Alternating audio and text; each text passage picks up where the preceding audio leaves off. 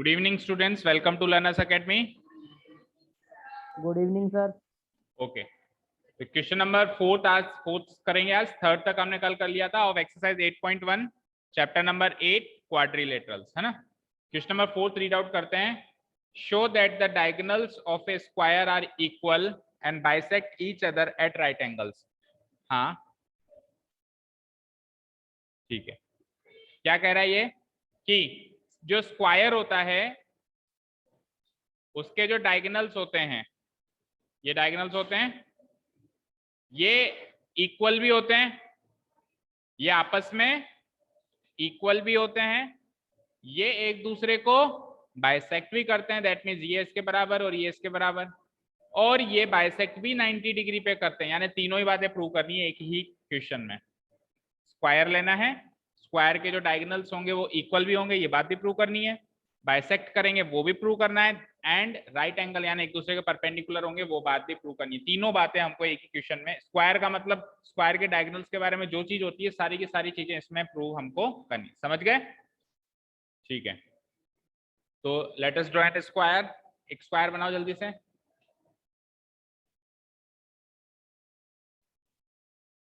बना लिया स्क्वायर, ठीक है। स्क्वायर के डायगोनल्स बना दो।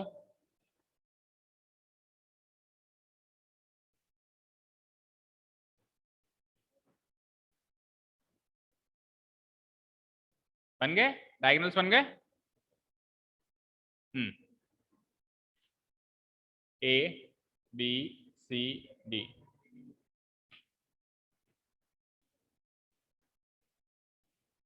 ए डी सी, वो प्रूव करना है कि वो 90 डिग्री है और ये डायगोनल्स हो।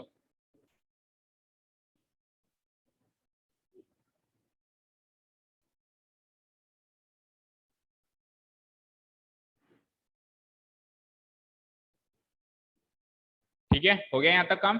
गिवन पॉइंट्स क्या है? एक ही गिवन पॉइंट है कि एबीसीडी स्क्वायर है और उसके डायगोनल्स ओ पे इंटरसेक्ट करते हैं। ABCD is a square, ABCD is a square in which diagonals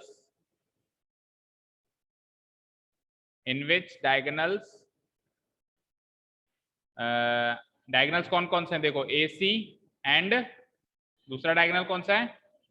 D D, intersect each other at O, intersect each other at O, ये गिवन है।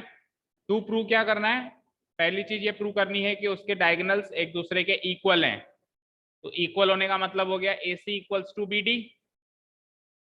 दूसरा गिवन दूसरा चीज ये प्रूव करनी है कि उसके डायगोनल्स एक दूसरे को बाइसेक्ट करते हैं। तो बताओ क्या प्रूव करना होगा हमको? बोलो गायत्री। स्क्वायर के डायगोनल्स एक दूसरे को बाइसेक्ट करते हैं, तो क्या स्टेटमेंट लिखूंगा, क्या प्रूव करना है मुझे?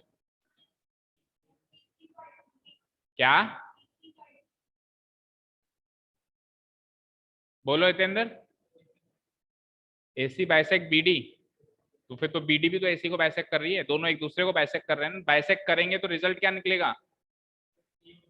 AO equals to DO, AO equal to CO। दिमाग कहां पर है आज सब लोगों का? एंड दूसरा बोलो BO इक्वल्स टू BO। ठीक है, ये तो हो गया इक्वालिटी वाला पॉइंट, भाई दोनों एक दूसरे के इक्वल हैं। क्या हुआ श्रेष्ठ, क्यों हंसी आ रही है? क्यों हंसी आ रही है? हाँ, तो उसमें हंसने की बात है?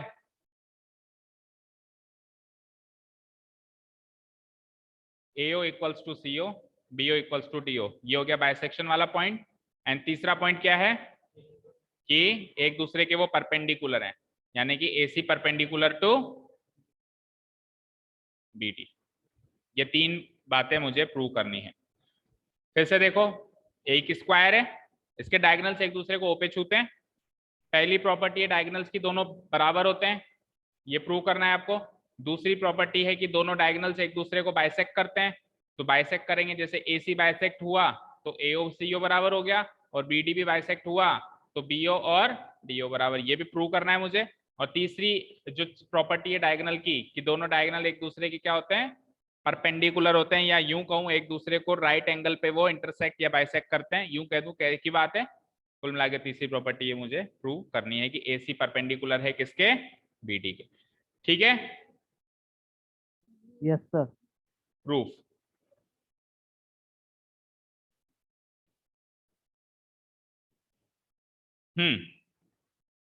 तो हमको गिवन तो केवल इतनी सी बात है कि ये एक स्क्वायर है, तो स्क्वायर की सारी चीजें अप्लाई करो। स्क्वायर में क्या क्या चीजें होती हैं, एक तो आमने सामने के साइड्स इक्वल होती हैं, चारों साइड्स इक्वल होती हैं बेसिकली, और चारों एंगल्स भी क्या होते हैं, 90। तो आप ये प्रॉपर्टी यूज कर सकते हो कि चारों साइड्स इक्वल हैं और चारों एंगल्स 90 हैं, और इन दोनों प्रॉपर्टीज को यूज करके ये सब प्रूव करना है कि ए सी इक्वल, जैसे सपोज करो पहली चीज प्रूव करते हैं, A C equals to B D. कैसे करोगे, side angle side, A C and B D, ऐसे दो ट्राइंगल पकड़ो जिसमें एक में तो आ रहा हो ए सी और एक में आ रहा हो बी डी। तो देखो ए सी किस ट्राइंगल में आ रहा है, ट्राइंगल एडीसी में। ए सी किस में आ रहा है, ट्राइंगल एडीसी में। और बी डी किस में आ रहा है, बीसीडी में बीडी आ रहा है। तो अगर मैं ये वाला ट्राइंगल और ये वाला ट्राइंगल, इन दोनों को कॉन्ग्रुएंट प्रूव कर दूं तो ए सी बराबर बी डी प्रूव हो जाएगा। अब कॉन्ग्रुएंट प्रूव कैसे करेंगे, सपोज करो ये वाला ट्राइंगल है एडीसी, ए डी सी, और वो वाला ट्राइंगल है बीसीडी, बी सी डी। देखो एक तो डीसी डीसी कॉमन है, इसमें भी है और उसमें भी है। एडी बराबर बीसी है, क्यों, क्योंकि सारी साइड्स इक्वल हैं, तो ये दोनों साइड्स भी तो इक्वल हैं, एडी और बीसी। ठीक है, ये दो साइड हो गई तो इसके बीच का एंगल 90 डिग्री है, इधर ये दो साइड हो गई तो इसके बीच का एंगल 90 डिग्री है, क्योंकि चारों एंगल्स 90 होते हैं, तो ये एंगल भी इसके इक्वल हो गया। तो दो साइड और बीच का angle S A S congruency से प्रूव हो जाएगा कि A C is equal to B D. चलो शुरू करो, पहला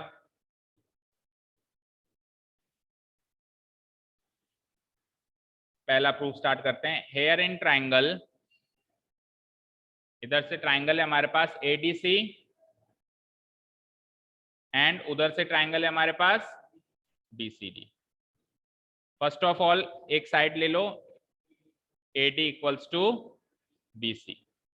रीजन क्या लिखोगे, एडी और बीसी बराबर क्यों है, ये साइड्स हैं स्क्वायर की, स्क्वायर की सारी साइड्स बराबर होती हैं, साइड्स ऑफ ए स्क्वायर, इसलिए ये बराबर है, क्योंकि स्क्वायर की सारी साइड्स बराबर होती है। एंड दूसरी चीज, कॉमन साइड ले लो, DC equals to C D, DC is equals to C D. भाई इसमें डीसी आ रहा है और उसी रेफरेंस में उधर क्या आ रहा है, उसके कॉरेस्पॉन्डिंग में उधर क्या आ रहा है, C D.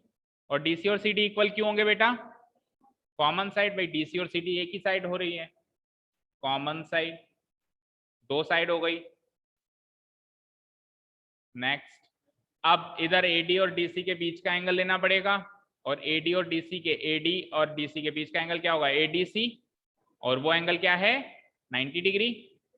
Angle ADC equal to उधर बीसी और सीडी के बीच का एंगल लेना पड़ेगा, वो क्या हो जाएगा, एंगल बीसीडी, और दोनों किसके इक्वल हैं, 90 डिग्री के इक्वल हैं। अच्छा, ये दोनों 90 डिग्री के इक्वल क्यों हैं, क्योंकि ये स्क्वायर के एंगल्स हैं, angles of a square.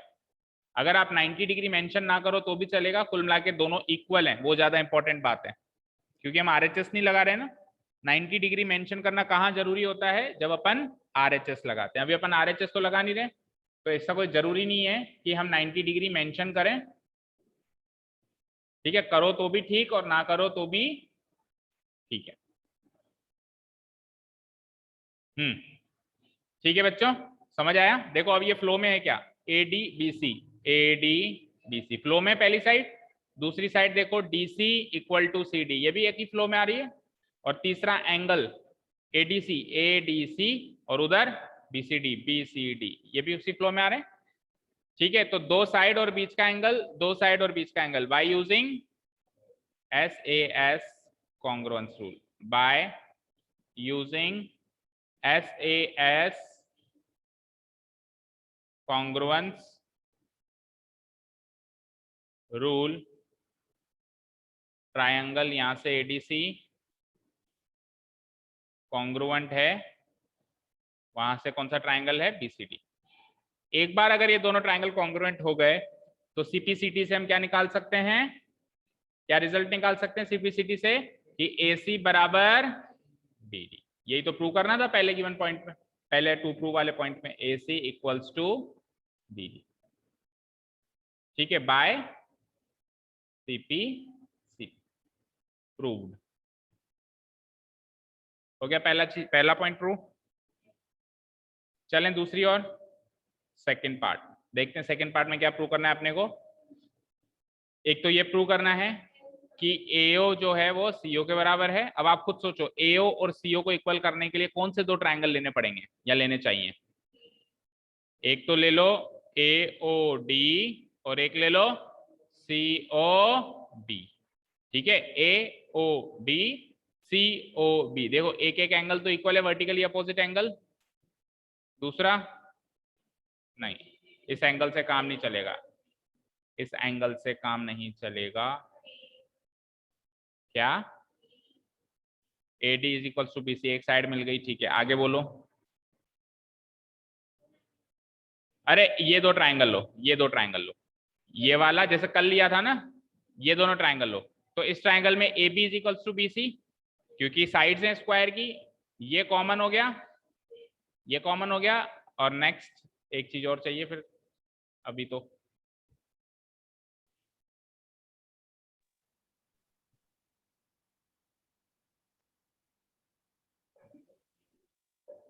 Angle ADC को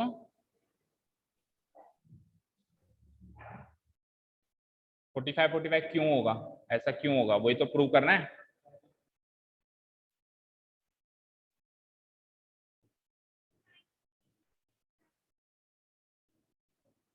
ट्रायंगल AOB,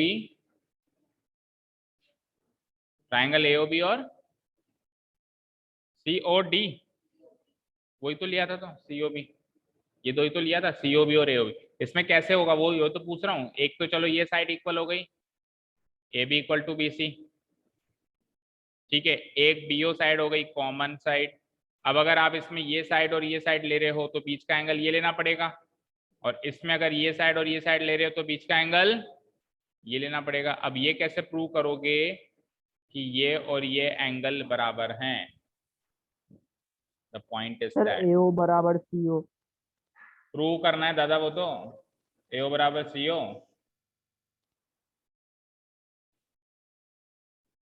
AO बराबर CO तो प्रूव करना है हमको, फंस गए। हाँ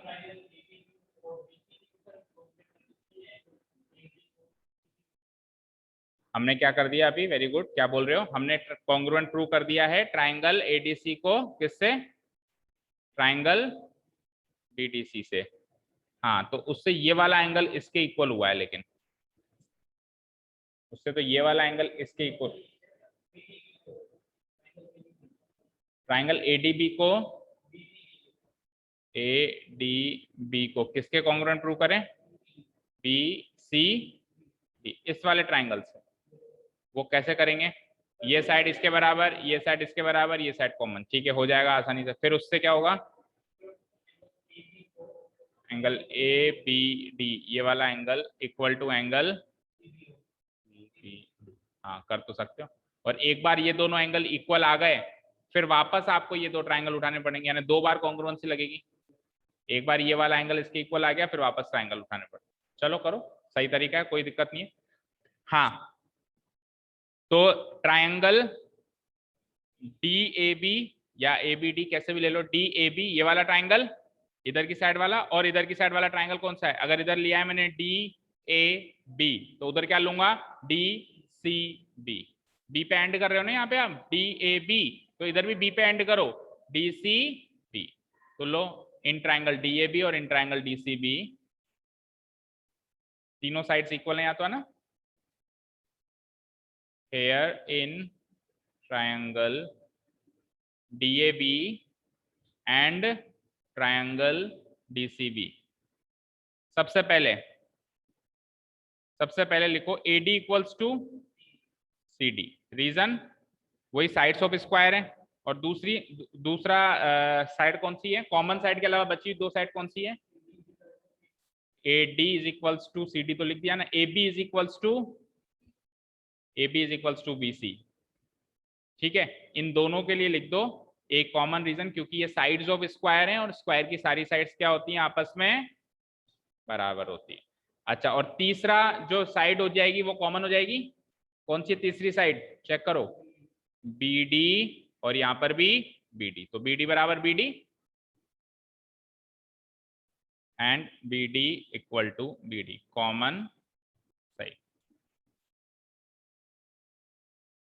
अच्छा, तीनों का फ्लो चेक कर लेते हैं जल्दी से, ए डी सी डी सही है, और इधर ए बी और सी बी लिखो या बी सी लिखो, कोई खास फर्क नहीं पड़ता, चाहो तो सी बी लिख दो, और बी डी बी डी, तीनों का फ्लो सेम है, तो साइड साइड साइड तीनों साइड इक्वल हो गई, क्या लिखेंगे, so by using by using SSS congruence rule, SSS congruence rule, triangle DAB congruent हो गया किसके, ट्रायंगल DCB।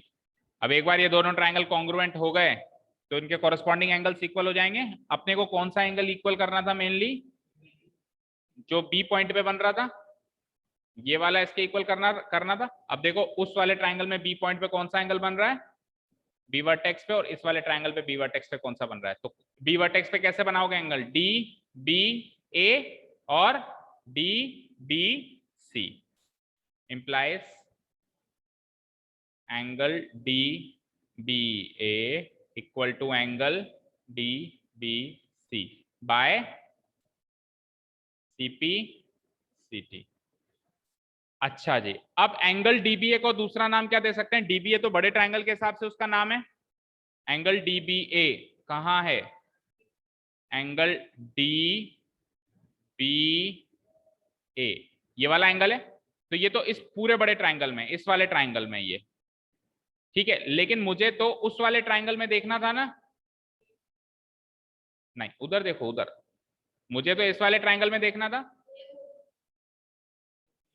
ओ बी ए, आप इसको कह रहे हो डी बी ए, तो अब डी से ना स्टार्ट करके ओ से स्टार्ट करो, ओ बी ए, इतनी सी बात नहीं समझते भाई, जहां एंगल बनाना है वो लेटर सेंटर में रहेगा, जहां एंगल बनाना है वो लेटर सेंटर में रहेगा, तो उसका नाम अगर एंगल डी बी ए है तो उसको दूसरा नाम दोगे भी सही, तो भी बी तो सेंटर में रखो एटलीस्ट, कोई ए बीच में रख कर रहा है, कोई ओ बीच में रख रहा है, ठीक है। और सिंपल सी बात है, बड़े ट्रायंगल में इस एंगल का नाम आ रहा था डीबीए, किस बड़े ट्रायंगल में, इस बड़े ट्रायंगल में, बट इस ट्रायंगल से मुझे लेना देना नहीं है, मैं तो इस ट्रायंगल को कॉन्ग्रुएंट कर रहा हूं ना, मैं तो इस ट्रायंगल को कॉन्ग्रुएंट कर रहा हूं, तो उसमें इस एंगल का नाम क्या रखूंगा, ओ बी ए, ठीक है।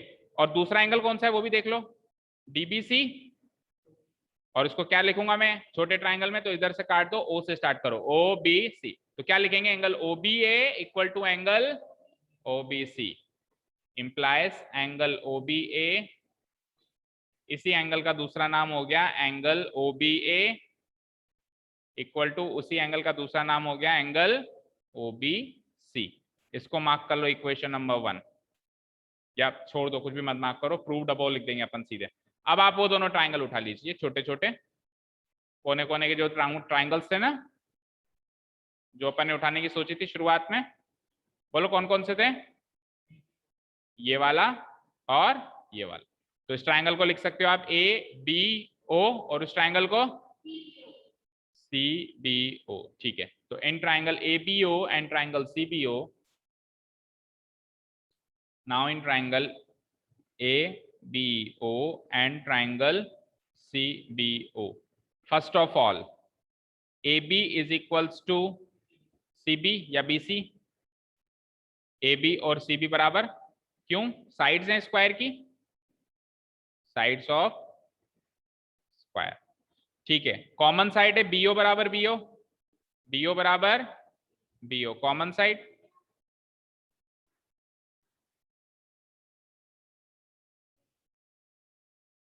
ठीक है। अब ए बी और बीओ के बीच का एंगल कौन सा है, ए बी और बीओ के बीच का एंगल कौन सा है, ओ बी ए है, फिगर में देखो अपने अपने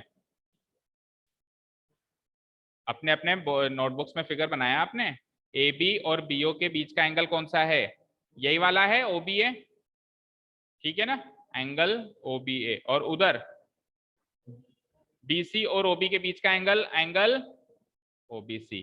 ये दोनों इक्वल क्यों है, हमने ऊपर अभी अभी प्रूव किया है, प्रूव्ड अबव। अरे ये इंप्लाइज साइन लग गया, एंड साइन लगेगा ना यहाँ तो। कहाँ पे,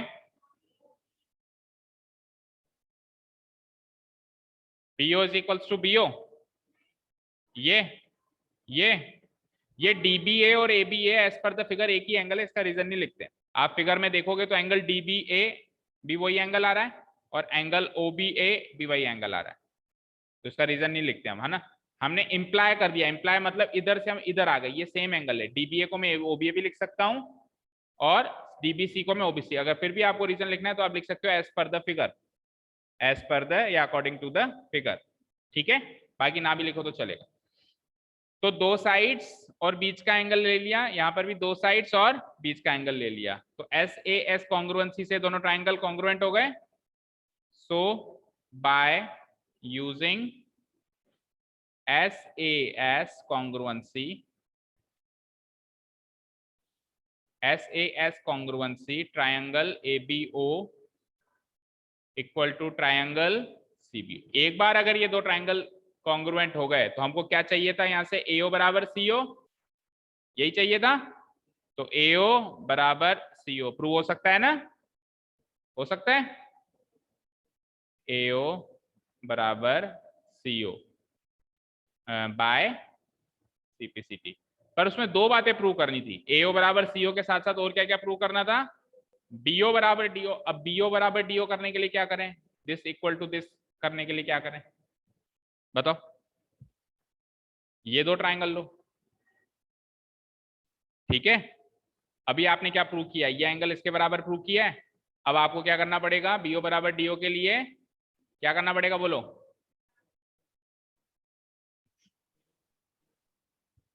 वही सारा प्रोसेस रिपीट करना पड़ेगा।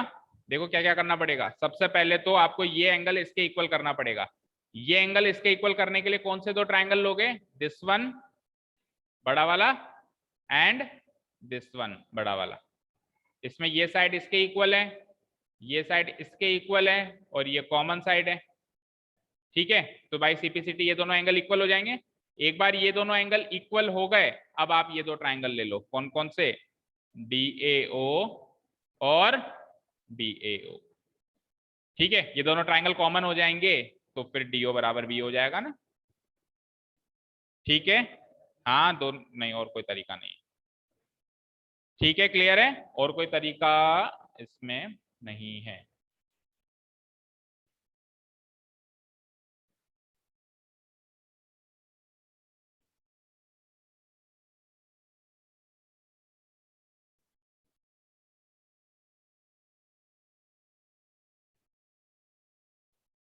ठीक है जी, और तो कोई तरीका नहीं है, ठीक है ना, क्लियर है। करोगे होमवर्क मार्क, जितना अभी हमने किया है उतना ही वापस करना है। कहां से लेके सेकंड पार्ट कहां से शुरू किया था, दो बड़े ट्राइंगल लेने पड़े पहले, DAB एंड DCB। आप कौन से लोगे दो बड़े ट्राइंगल बताओ, देखो हाँ अपन ने ये दो ट्राइंगल लिए पहले तो, DAB, और इधर वाला ट्राइंगल कौन सा लिया, DCB, यानी कि ट्राइंगल नंबर 1 और ट्राइंगल नंबर 2 ये लिया। अब कौन से ट्राइंगल लेंगे अपन, इस डायगोनल से जो डिवाइड होंगे, अभी तो ये इस डायगोनल से डिवाइड हुए ना ये दो ट्राइंगल, ये दोनों लिए। अब क्या लेंगे सेकंड पार्ट में, इस डायगोनल से कौन से दो ट्राइंगल डिवाइड होंगे, DAC, और अगर इसका नाम DAC रखोगे तो इसका नाम BAC, DAC BAC। ये दोनों ट्राइंगल कॉन्ग्रुएंट हो जाएंगे तो ये वाला एंगल इसके इक्वल हो जाएगा। एक बार ये दोनों एंगल इक्वल हो गए, अब छोटे छोटे ट्राइंगल कौन कौन से लोगे, DAO और BAO, ठीक है। ये दोनों ट्राइंगल लेंगे, इन दोनों ट्राइंगल को कॉन्ग्रुएंट प्रूव करेंगे तो उससे DO बराबर क्या हो जाएगा, BO। क्लियर है। तो जितना हमने अभी किया उतना ही स्पेस आप छोड़ दीजिए, बचा हुआ पार्ट आपको होमवर्क करना है। यहां से लेके ये सेकंड पार्ट जहां से शुरू हुआ है, गिन लेना कितनी लाइंस हैं, यहां से लेकर और यहां तक, इतना ही पार्ट आपको होमवर्क करना, ठीक है।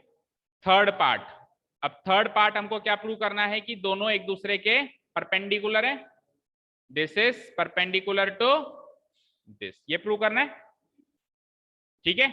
देखो मुझे एक चीज बताओ, ये दोनों ट्राइंगल हम कॉन्ग्रुएंट प्रूव कर चुके हैं ना पहले ही? हाँ भाई, ये दोनों ट्राइंगल कॉन्ग्रुएंट प्रूव कर चुके हैं। अभी कौन कौन सा ट्राइंगल, दो छोटे ट्राइंगल कॉन्ग्रुएंट प्रूव किए थे, कौन कौन से थे? एओबी और सीओबी। ठीक है, उसी में से एज ए रिजल्ट हम यूज करेंगे, ये ट्राइंगल कॉन्ग्रुएंट प्रूव कर चुके हैं, उसी में से रिजल्ट लेंगे हम क्या, कि ये एंगल इसके बराबर है। अब ये एंगल इसके बराबर है तो ये लीनियर पेयर भी बन रहा है, तो दोनों का सम कितना होगा लीनियर पेयर में? 180। तो 180 सम है और दोनों बराबर है, तो 90 90 के हो गए। और अगर इनमें से एक भी 90 या दोनों 90 के हो गए तो प्रूव हो जाएगा कि ये इसके परपेंडिकुलर है। भाई अगर हमारे पास एक लाइन है और एक लाइन है, अगर मैं कैसे भी करके प्रूव कर लूं कि इधर वाला भी 90 है इधर वाला भी 90 है, तो प्रूव हो जाएगा ना ये लाइन इसके परपेंडिकुलर है। तो अभी अभी हमने जो कॉन्ग्रुएंसी यूज प्रूव करी है उसको वापस से यूज करेंगे। हाँ, अब कर लो फटाफट, ज्यादा हो जाएगा नहीं तो फिर। ट्राइंगल एबीओ और ट्राइंगल सीबीओ, इसको कॉन्ग्रुएंट प्रूव कर लिया ना आपने यहाँ पे, इसी बात को वापस से नोट डाउन करो। now we have triangle ABO equal congruent to, ये कॉन्ग्रुएंसी का साइन नहीं लगाया मैंने यहाँ पे, कॉन्ग्रुएंसी का साइन भी लगेगा।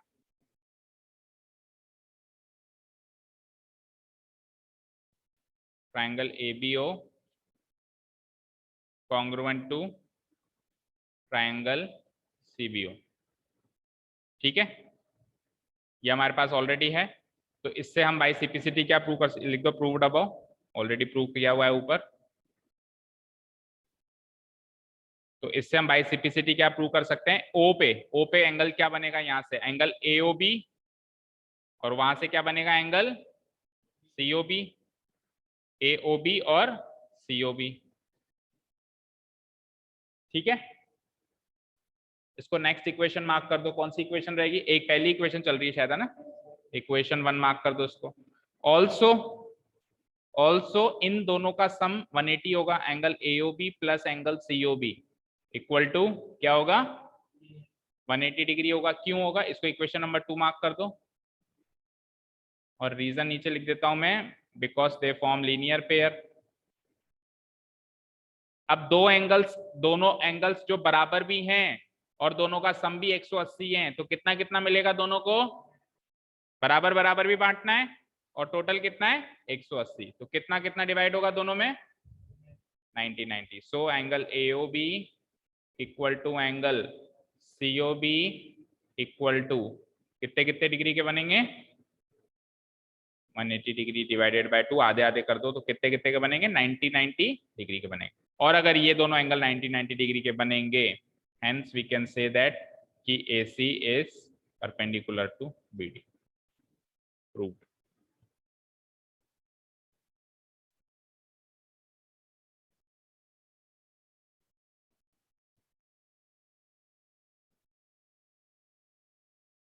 ठीक है भाई, एंगल AOB और angle COB POC, angle AOB ये वाला एंगल और एंगल COB, ये दोनों एंगल अगर 90 90 के बन गए, दैट मीन्स इस AC लाइन से ये परपेंडिकुलर हो जाएगा BD, BO परपेंडिकुलर हो जाएगा, और BO परपेंडिकुलर होगा तो BD भी परपेंडिकुलर हो जाएगा।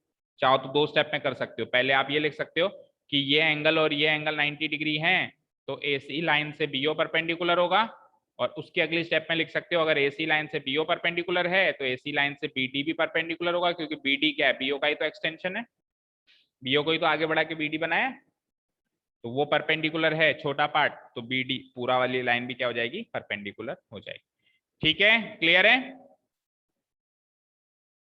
तो इसमें एक पार्ट बस होमवर्क है, कौन सा वाला, DO बराबर DO करने वाला, बाकी ये करवा दिया मैंने, ये करवा दिया और ये भी करवा दिया, बाकी 3 पार्ट करवा दिए। कल जो होमवर्क दिया था वो हो गया, दिखाओ।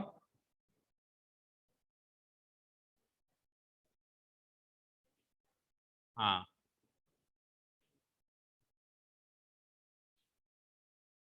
आप दोनों ने नहीं किया,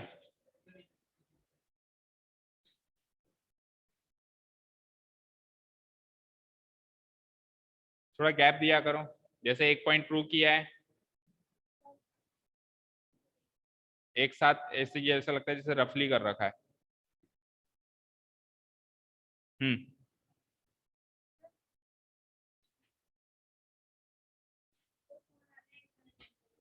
हम्म,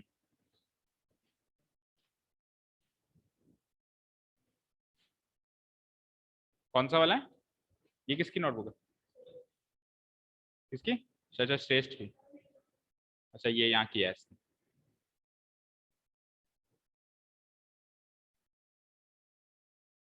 दो बातें तो मैंने करवा दी थी, ए बी बराबर बी सी करवा दिया था, बी सी बराबर सी डी करवा दिया था, केवल आपको लास्ट वाला पार्ट करना था, सी डी बराबर डी ए।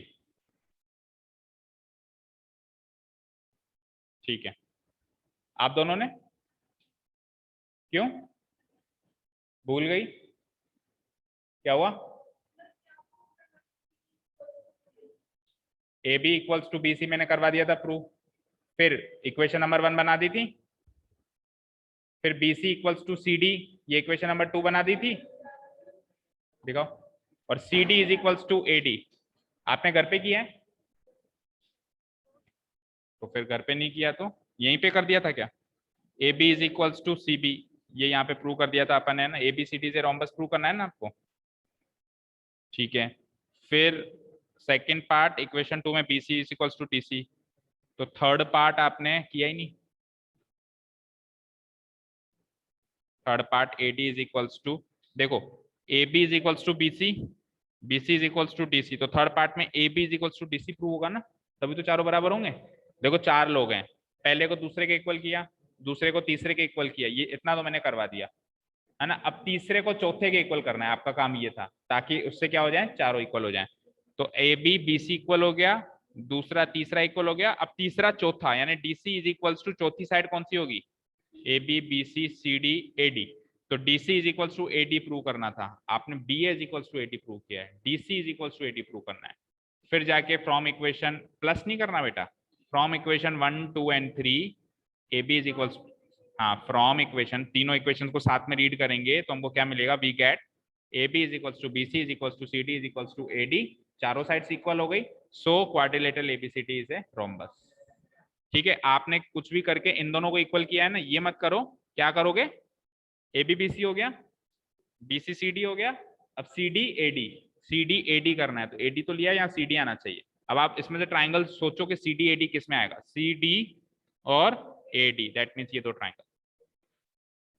ठीक है ना? आपने कौन कौन से लिए? ए ओ डी ये वाला तो लिया है, और बी ओ, आपने ये दो ले लिए, आपको ये दो लेने हैं। ठीक है ना? ये दोनों लोगे तो आप ये इसके इक्वल कर दो। ठीक है, बाकी सही है। गायत्री आपने क्यों नहीं किया? भूल गई, तो कल 2 बार करके आना है। ठीक है, ये पनिशमेंट है, और कल नहीं किया तो फिर 5 टाइम्स हो जाएगा, और आज का जो होमवर्क है वो तो है ही सही। ठीक है, हाँ जाओ, जिसको बुला रहे हैं उसको तो, बुलाने वाले को तो कोई नहीं रोक सकता, जाने वाले को कौन रोकेगा? जाओ। हाँ, एक क्वेश्चन तो कराएंगे एटलीस्ट, तो एक ही क्वेश्चन किया आज। हाँ जी, नेक्स्ट क्वेश्चन देखो। बोलो जानवी, डाउट है बेटा? चलो, हाँ, कितने क्वेश्चंस कर लिए अपन ने? 4 कर लिए, एक क्वेश्चन और कर लो आज। आज एब्सेंट है ज्यादा जाने, तो एक ही और करते हैं बस, फिर बाकी कल करेंगे ना। 5th क्वेश्चन देखेंगे।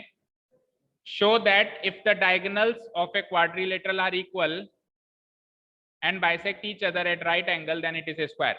exactly क्वेश्चन नंबर 4th का उल्टा, exactly क्वेश्चन नंबर 4th का उल्टा। 4th में क्या कह रहा था कि स्क्वायर तो गिवन है, प्रूव करो उसके डायगोनल्स इक्वल होते हैं, बाइसेक्ट करते हैं, राइट एंगल बनाते हैं, ये 3 बातें प्रूव करवा रहा था। अब क्या कह रहा है? अब क्या कह रहा है कि डायगोनल्स इक्वल हैं, प्रूव मत करो, ऑलरेडी हैं, बाइसेक्ट भी कर रहे हैं, राइट एंगल भी बना रहे हैं, अब प्रूव करो कि वो स्क्वायर है। पहले स्क्वायर वाली बात गिवन थी और डायगोनल्स की तीनों बातें प्रूव करवाई, अब डायगोनल्स की तीनों बातें गिवन है और वो क्वाड्रिलेटरल स्क्वायर बनेगा, ऐसा आपको प्रूव करना है। अभी हाल फिलहाल वो केवल एक क्वाड्रिलेटरल है। क्या है? क्वाड्रिलेटरल, उसके डायगोनल्स इक्वल भी हैं, बाइसेक्ट भी कर रहे हैं, राइट एंगल में, आपको प्रूव करना है स्क्वायर है। हाँ, साइड्स और एंगल्स इक्वल। आप देखो, लॉजिक पकड़ो, पिछले क्वेश्चन में अपन ने साइड्स और एंगल्स इक्वल मान लिए और बाकी चीजें प्रूव करी, डायगोनल्स की चीजें प्रूव करी। अब इस क्वेश्चन में डायगोनल्स की चीजें गिवन मानेंगे और प्रूव क्या करेंगे कि साइड्स और एंगल्स इक्वल हैं, क्योंकि अगर किसी क्वाड्रिलेटरल के चारों साइड्स और चारों एंगल इक्वल होंगे तो वो तो ही तो वो स्क्वायर होगा।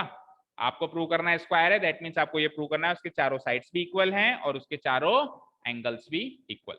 ठीक है, अगेन एक स्क्वायर बना दीजिए, लेकिन इस क्वेश्चन में मानना मत कि वो स्क्वायर है। बना तो दो स्क्वायर, क्योंकि अल्टीमेटली स्क्वायर ही प्रूव करना है, और डायगोनल्स बना दो, बट ऐसा शुरू से मान के मत चलना कि वो स्क्वायर है। शुरू से यही मान के चलेंगे कि ये एक साधारण क्वाड्रिलेटरल।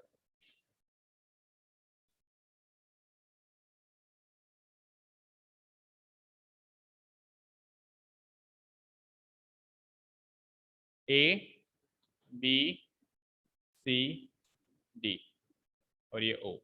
गिवन पॉइंट है कि ABCD is a quadrilateral not square. ABCD is a क्या है? Quadrilateral. Excuse me sir, sir आज 10th का बैच नहीं है क्या? आज 10th बेटा सुबह पढ़ के चली गई, कल भी सुबह ही है 8 से 9। ABCD is a quadrilateral in which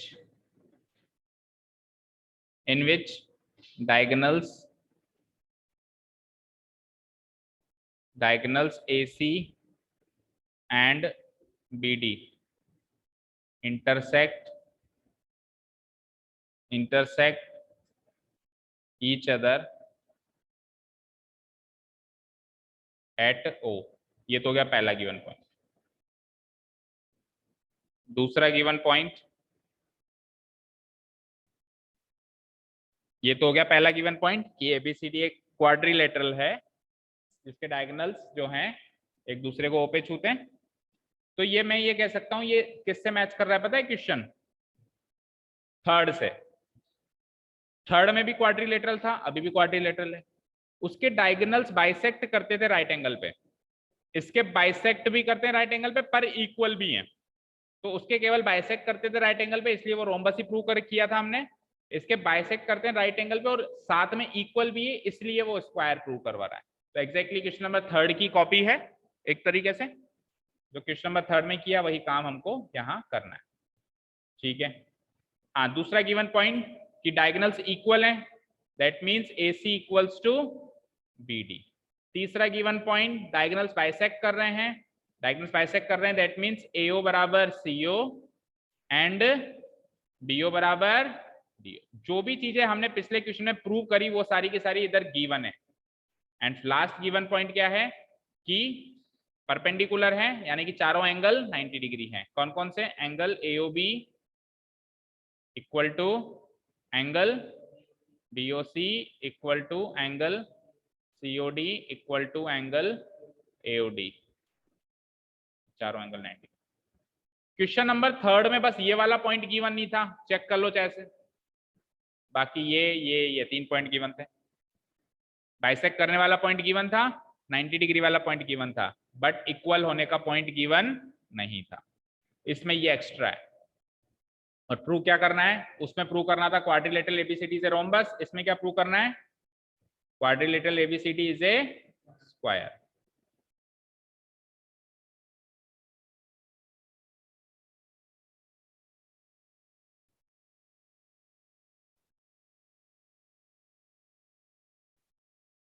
proof, हाँ जी। अब मुझे एक चीज बताओ,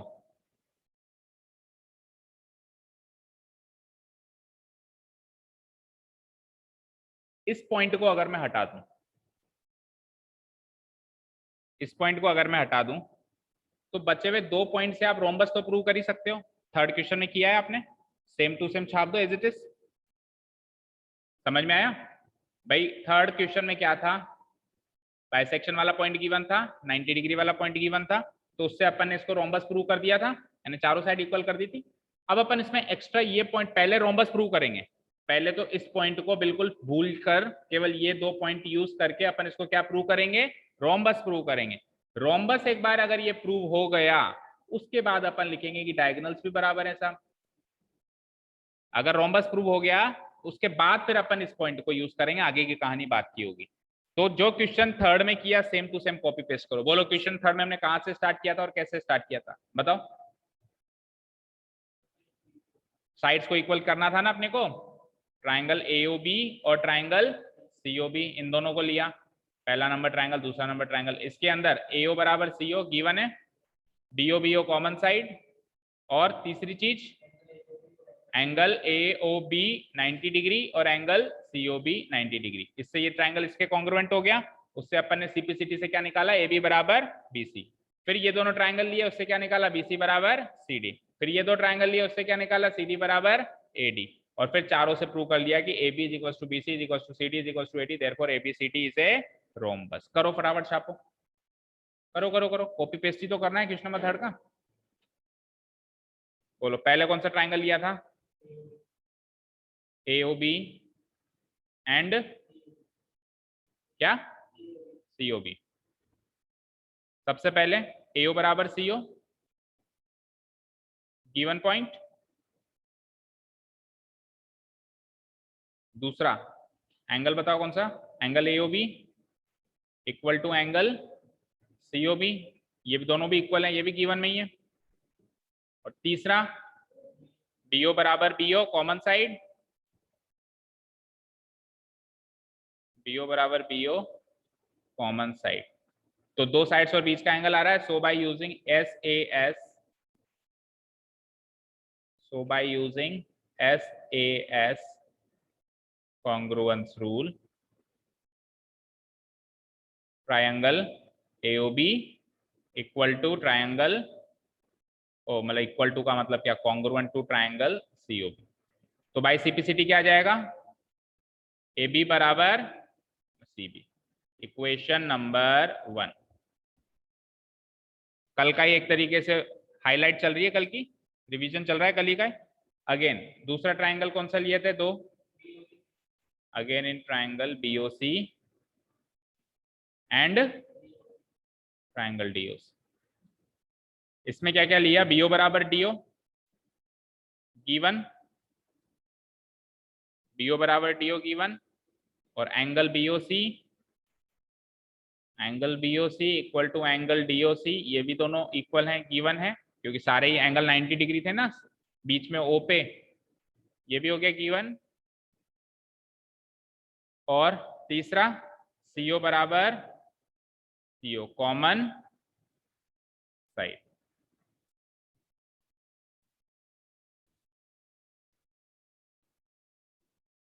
ठीक है, इसमें भी वही, so by using SAS congruence rule.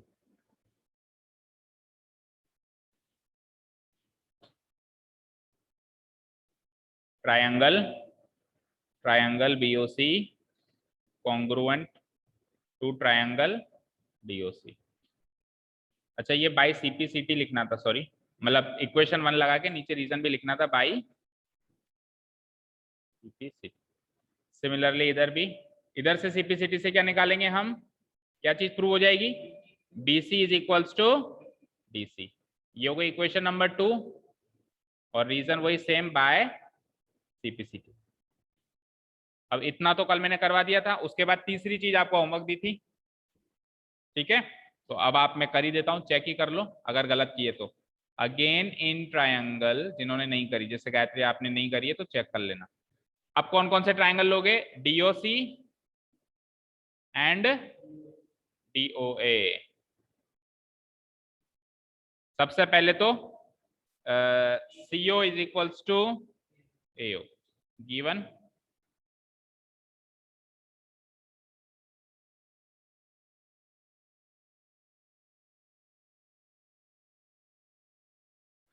CO is equals to AO given.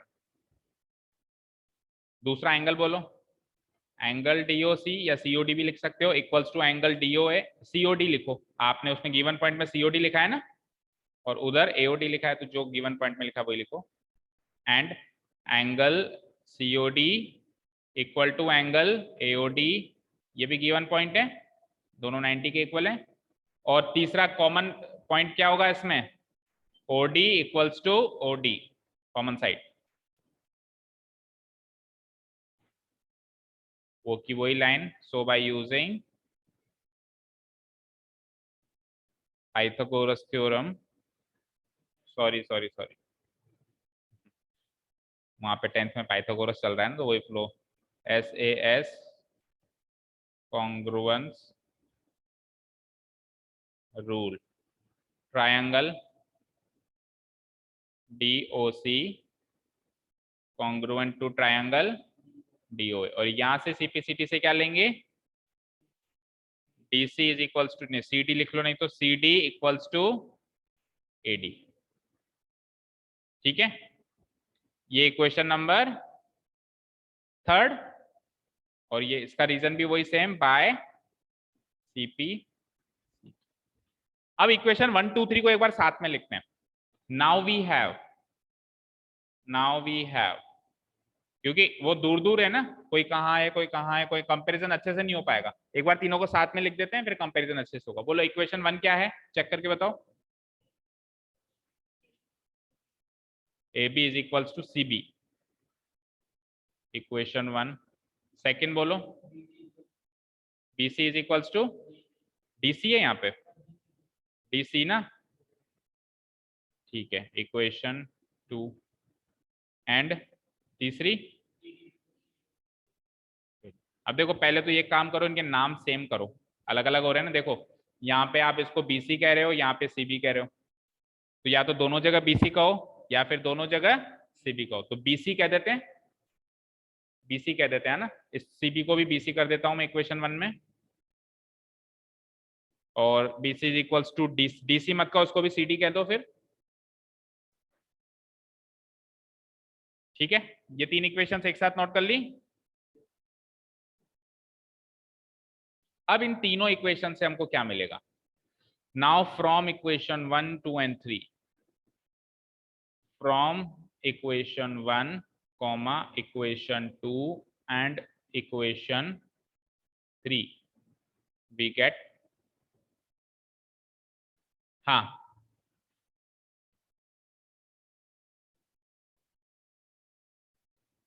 हो गया यहां तक भाई। इक्वेशन 1 कहती है AB BC के बराबर है, ये BC तो यहाँ रखी हुई है।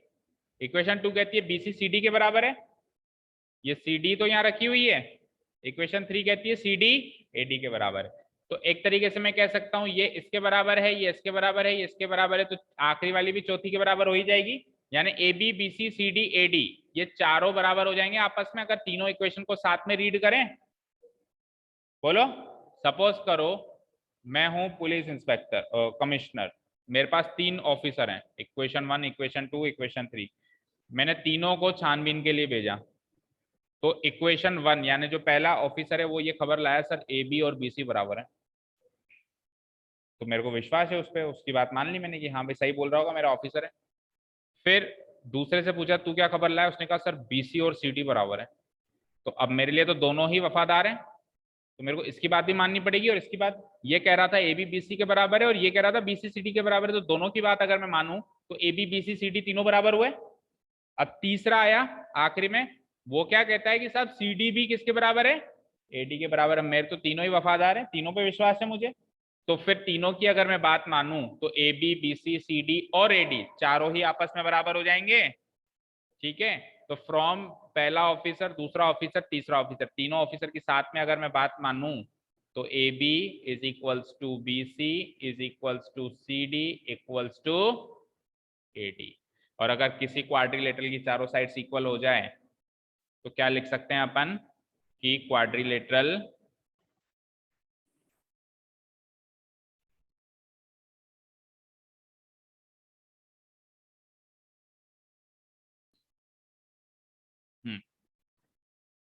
we can say that quadrilateral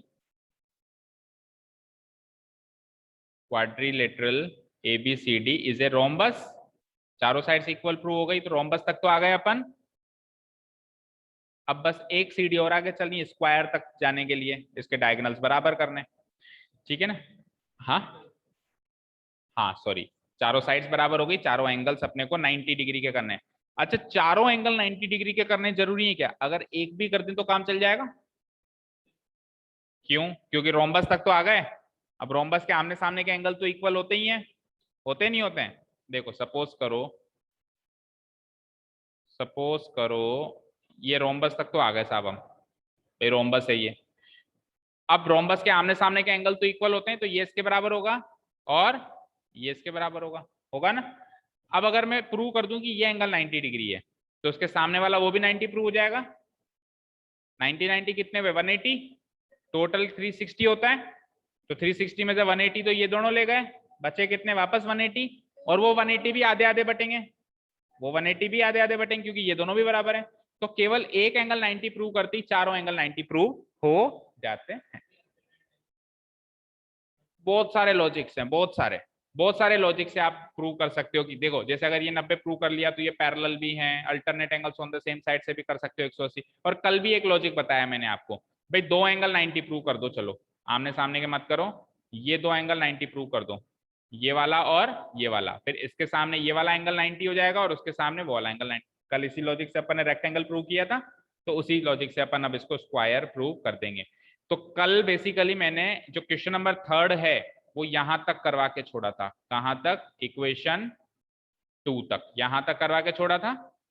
और आपको जो होमवर्क करना था वो ये वाला पार्ट करना था, till and ABCD is a rhombus तक करना था, जो इतना भी अभी तक किया है ना, ये वाला पार्ट आपका होमवर्क है जो उसमें बचा हुआ है, जिसने नहीं किया कर लेना, ठीक है। अब लेकिन इस क्वेश्चन में तो रोम्बस के भी आगे चलना है क्योंकि हमको प्रूव रोम्बस नहीं करना है, इसमें क्या करना है, स्क्वायर करना है।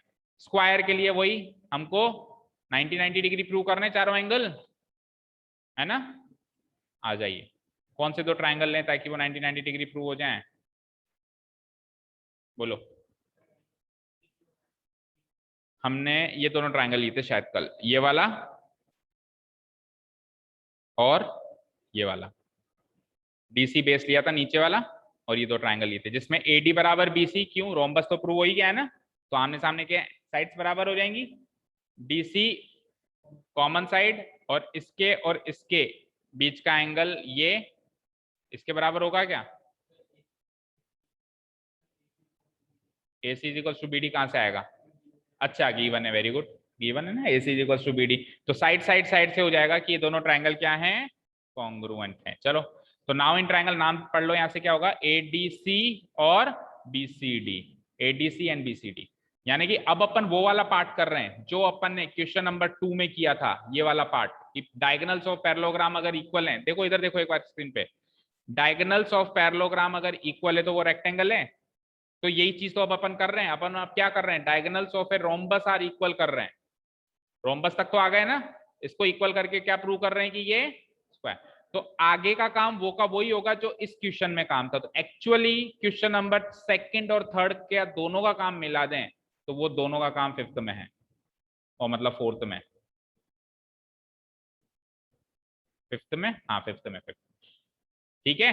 अभी अपन ने क्वेश्चन नंबर 3 का काम किया, उसमें रोम्बस तक आ गए, अब जो काम अपने पैरेललोग्राम से रेक्टेंगल आने के लिए किया वो का वही काम अब रोम्बस से स्क्वायर जाने पे करना पड़ेगा, तो एक्चुअली वापस क्वेश्चन नंबर 2 का काम करेंगे। तो 2 और 3 अकेला, मतलब इन दोनों को मिला ले उतना है ये क्वेश्चन नंबर 5 अकेला, समझ गए, ठीक है। करते हैं वही दो ट्रायंगल्स पकड़ लेते हैं, ADC, now in triangle ADC, और दूसरा बोलो कौन सा लिया, BCD, बोलो भाई, ADC एंड BCD। सबसे पहले कौन सी साइड बराबर करेंगे, AD is equals to BC, reason क्या लिखेंगे,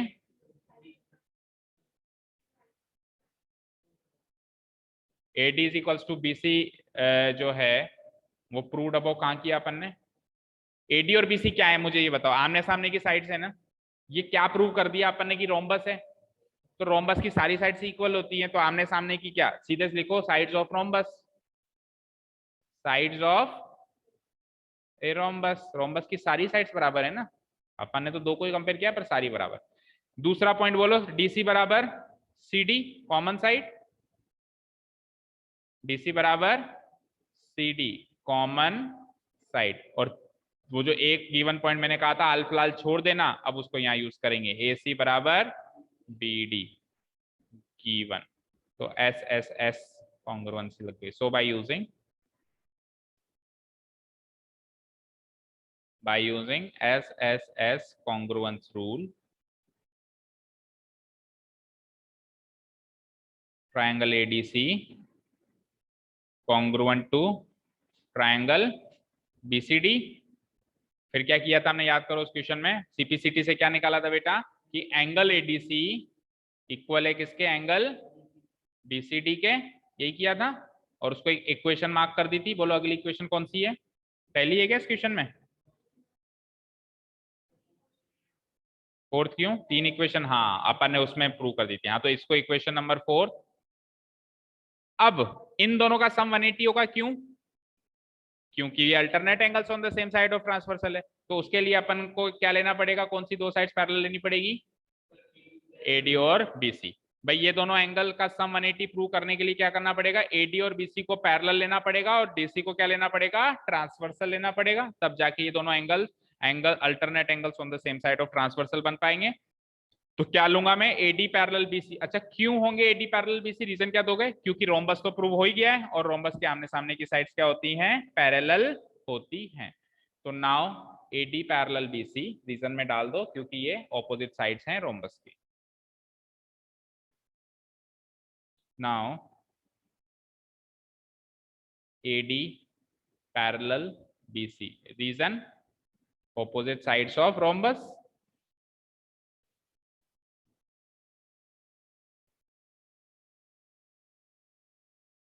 एंड ट्रांसवर्सल भी बताना पड़ेगा, and DC is the transverse.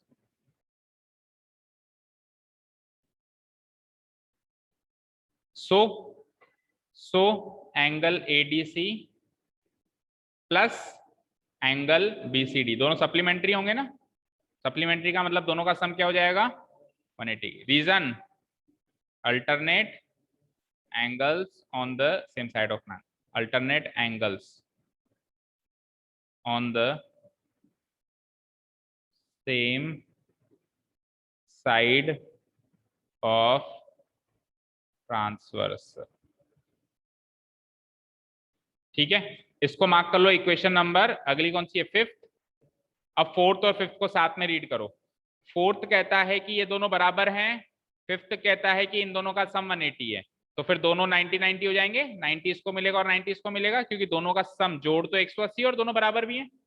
तो from equation 4 and equation 5 we can say that कि एडीसी और बीसीडी दोनों कितने कितने कितने डिग्री के हैं, 90-90 डिग्री के हैं। ठीक है, तो नाउ फ्रॉम इक्वेशन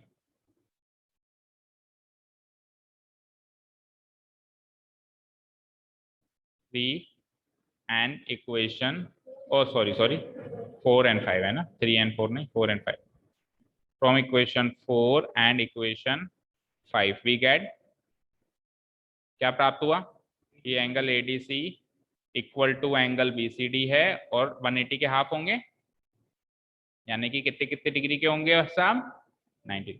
अब ये तो केवल दो ही एंगल 90 प्रूव है, चारों प्रूव करने ना, तो कैसे करेंगे, बाकी दो आमने सामने करके, ऑपोजिट एंगल्स ऑफ रोम्बस हैं तो वो इक्वल होंगे। तो मुझे बताओ ऑल्सो, अब मुझे बताओ कि एंगल एडीसी के सामने वाला एंगल कौन सा फॉल हो रहा है, एबीसी, एंगल एबीसी, ये इक्वल हो जाएगा एंगल एडीसी के और 90 के इक्वल हो जाएगा। और बीसीडी के सामने वाला कौन सा एंगल फॉल हो रहा है, DAD, and angle BAD equals to BCD equals to 90 degree. Reason क्या लिखेंगे, ऑपोजिट एंगल्स ऑफ रोम्बस,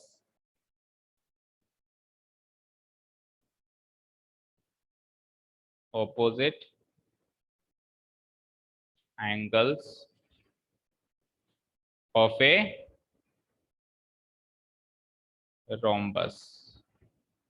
ठीक है जी, तो अब रोम्बस एबीसीडी के चारों एंगल 90 हो गए, और एक ऐसा रोम्बस जिसके चारों एंगल 90 हो जाए वो एक्चुअली क्या होता है, स्क्वायर होता है। हो गया काम। तो मैं क्या लिखूंगा, now in rhombus, now in, भाई रोम्बस तक तो हमने पहले प्रूव कर दिया था, तो अब इसको रोम्बस कह के पुकारेंगे। नाउ इन रोम्बस एबीसीडी चारों angle, angle A, angle B, angle C, angle D 90 degree है ना। हेंस हेंस ये जो रोम्बस एबीसीडी है वो क्या है, एक स्क्वायर है। Rhombus ABCD is a square, proved. कितने पेज भर गए, तो मुस्कुराइए, आप क्लास 9th में हैं। ठीक है, अब फील आ रहा है क्लास 9th का? हाँ, तो आज तू भी बहुत दिनों के बाद आया ना, तो फील भी बहुत दिनों के बाद ही आएगा तेरे को। अरे दो क्वेश्चन का मिक्सचर एक तरीके से। क्वेश्चन नंबर सेकंड में जो किया वो भी करना पड़ा, चारों एंगल 90 प्रूव कर। क्वेश्चन नंबर सेकंड में अपन ने चारों एंगल 90 प्रूव किए थे, वो भी इसमें करना पड़ा। क्वेश्चन नंबर थर्ड में चारों साइड इक्वल प्रूव करनी थी, वो भी इसमें करना पड़ा, क्योंकि स्क्वायर के लिए आपको चारों साइड भी इक्वल करनी है, चारों एंगल भी 90 करने हैं। ठीक है, रेक्टेंगल क्या होता है? जिसमें चारों एंगल 90 हैं। रोम्बस क्या होता है? जिसमें चारों साइड बराबर हैं। स्क्वायर क्या होता है? जिसमें चारों एंगल भी 90 हैं और चारों साइड भी बराबर। तो अगर चारों एंगल 90 प्रूव करना है तो वो तो है क्वेश्चन नंबर 2, प्रूव करवा रहा था ना कि रेक्टेंगल है। चारों साइड बराबर हैं तो वो है क्वेश्चन नंबर 3, उसमें प्रूव करवा रहा था वो रोम्बस है। अब फिफ्थ में क्या कह दिया? स्क्वायर है। दोनों का मिक्स करना पड़ेगा, चारों एंगल 90 भी प्रूव करने पड़ेंगे, यानी क्वेश्चन नंबर सेकंड में जो किया वो भी करना पड़ेगा, रेक्टेंगल प्रूव करने के लिए जो करना था वो भी करना पड़ेगा, और चारों साइड इक्वल हैं वो क्वेश्चन नंबर थर्ड में किया, जिसका एक पार्ट भी मैंने कल होमवर्क दिया था, वो भी करना पड़ेगा। तो दोनों करेंगे तब जाके स्क्वायर प्रूव। पहले रोम्बस तक आएंगे, फिर उसके बाद चारों एंगल इक्वल करके रोम्बस से स्क्वायर पे आएंगे। ठीक है, क्लियर है? क्लियर है सभी को बच्चों? ठीक है, तो ऑनलाइन है क्या कोई? No one is online. Thank you so much for listening to us. Have a nice day. Keep learning and bye.